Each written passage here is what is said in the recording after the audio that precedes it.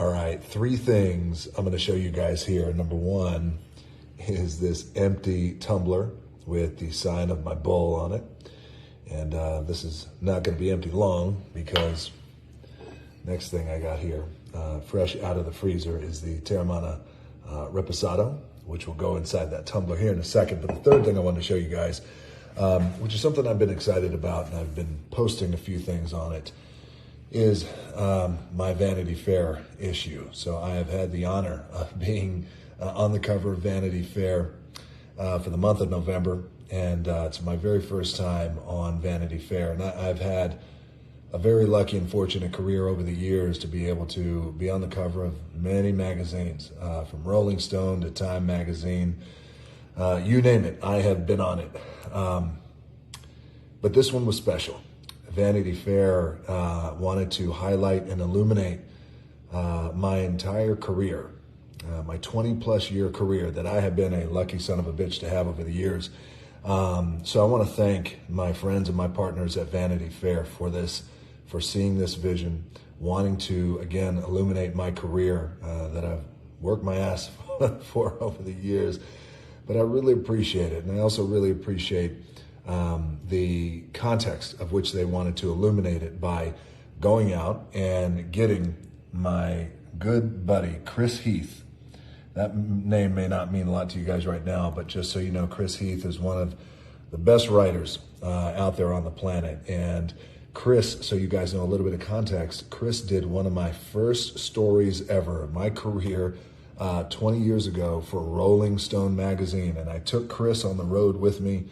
We drove from town to town when I was wrestling, as my career as a professional wrestler, and he got to know me then. So Vanity Fair thought that it'd be a good idea, come full circle, to get this same writer who wrote for me 20 years ago to write now. And I did feel at that time, considering I had done a lot of pieces in the press, which you guys have read so many of magazine articles and stories, I did feel like this one was the culmination of a career, and I really wanted to just give it my all so I can deliver something to you guys that was real, that was authentic, and that was 100% raw and me. And so with that, I spent a lot of time with Chris. We spent 2 weeks together, which is an extraordinary amount of time for any piece, but we spent 2 good weeks together. And of course, the cover is by a good buddy of mine, Mark Seliger. He shot a lot of my covers before. Tremendous photographer, one of the best ever. And I've been telling all my entire team. First of all, I want to thank all you guys, by the way, for the many of you who have read this profile already. Thank you guys so much for the feedback you've given me. It has been just so incredibly gratifying and satisfying because you put a lot of time and effort into something like this. And oftentimes these magazine stories, they come and go, and there's a moment in time for them to live, and then they kind of go away. But we wanted to do something that was, hopefully, fingers crossed, meaningful, and dare say iconic. And I think we accomplished that. And based on your reactions, your feedback, you guys, after reading the profile, and certainly the feedback that I've gotten from not only everyone I know, but people who I don't know, who are industry leaders and captains in many other industries around this world and many other businesses. So I want to thank you guys for that. And I have told my team that if anyone in the future wants to get to know me, and if there's any potential business ventures and partnerships that we're going to do, I want you to tell these people, before we sit down and before I meet with them face to face, eye to eye, and shake their hand, and we discuss any kind of business that we're going to discuss, before that happens, I want them to read Vanity Fair. I want them to read this profile on me, because this is me, and this is as real and as advertised as it gets. And I told them, if you like what you read, then in all likelihood, we're going to move forward and we'll do some really good business together. And if you don't like what you read, well, maybe I'll see you down the road. I'll just give you guys a little example of what this looks like. So there's the Passion of Dwayne Johnson. There's a great setup here that the megastar, thank you for calling me that. I just had to appropriately read that part. An entrepreneur first known as The Rock drinks his tequila and tells the truth, by Chris Heath. So, flip the page here. And of course, the story begins. There's a great picture here by Mark Seliger. I don't often sit in a pool on water, but this is pretty much a lot of my life where I do try to make sure that I'm finding peace and balance and mindfulness. And we have talked about that so much in the past before as well. There's a lot of pulled quotes here from a lot of friends of mine, someone who I consider a good friend of mine, a mentor over the years, and certainly someone who I consider family. My Ohana is Oprah.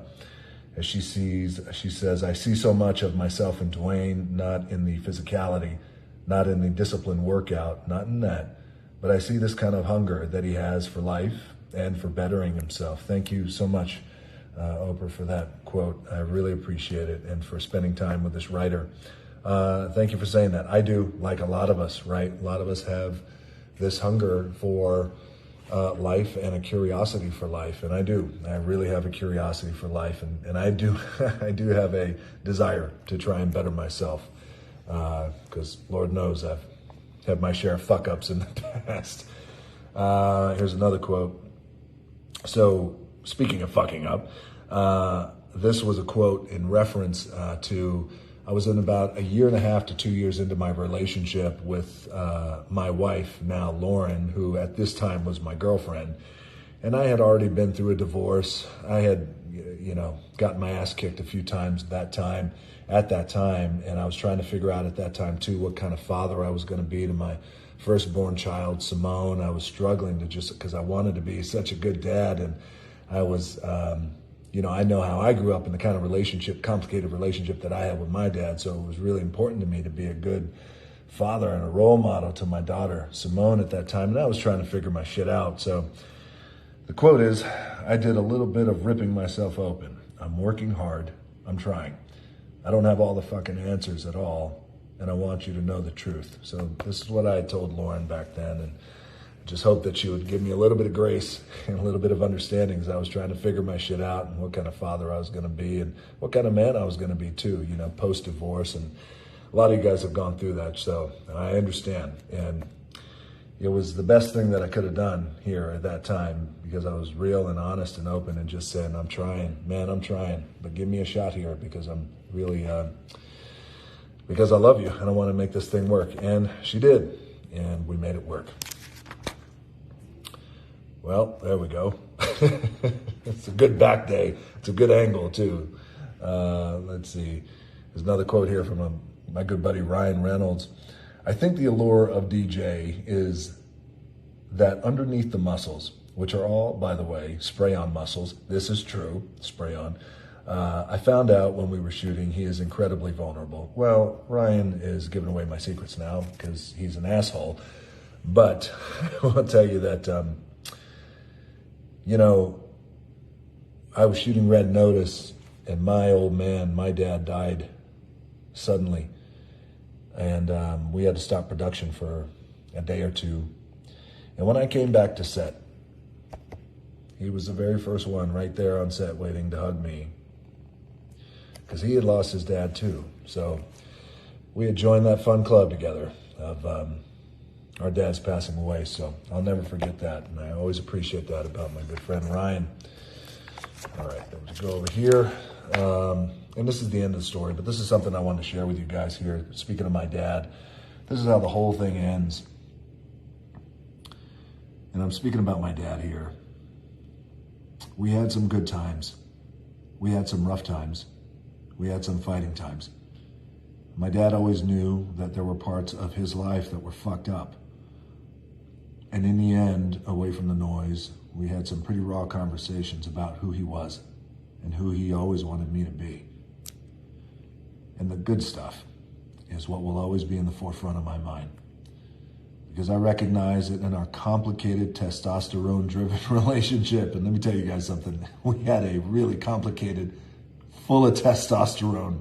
If you guys know my old man, my old man was a jacked dude. And he broke a lot of ground and trailblazed in the world of professional wrestling. First black tag team champions, and he broke a lot of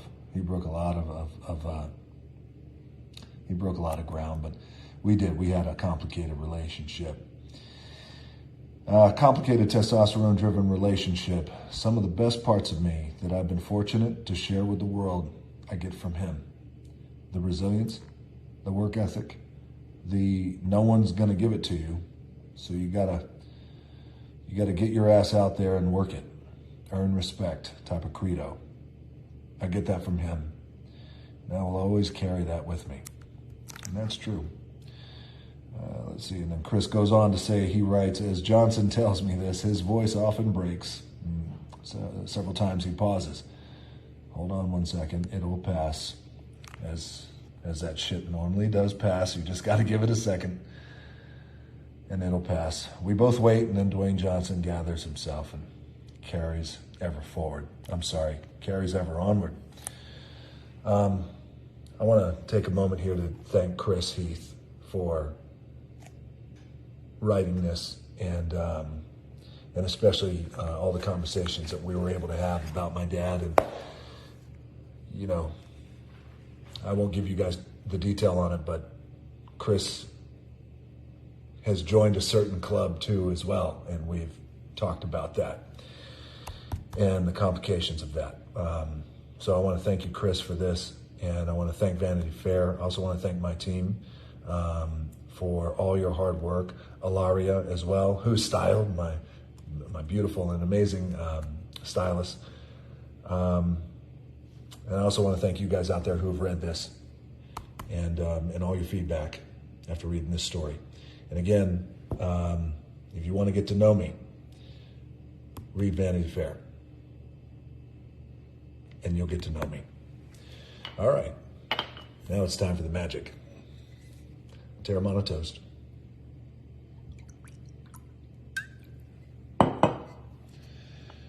This Terramana toast goes to you guys, and goes to Vanity Fair, goes to Chris Heath, and goes to all you guys out there who've lost a loved one, who have had complicated relationships, who have gotten your ass kicked, who've gotten knocked down, punched in the gut, divorced, trying to figure your shit out, trying to be good, trying to bounce back and rise from the ashes and be better today than you were yesterday, and be better tomorrow than you are today, and be kind to people, work your ass off, and take care of your family.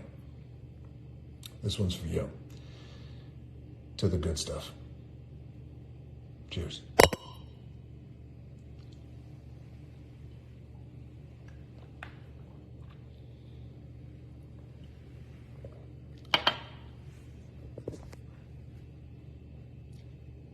Thanks again.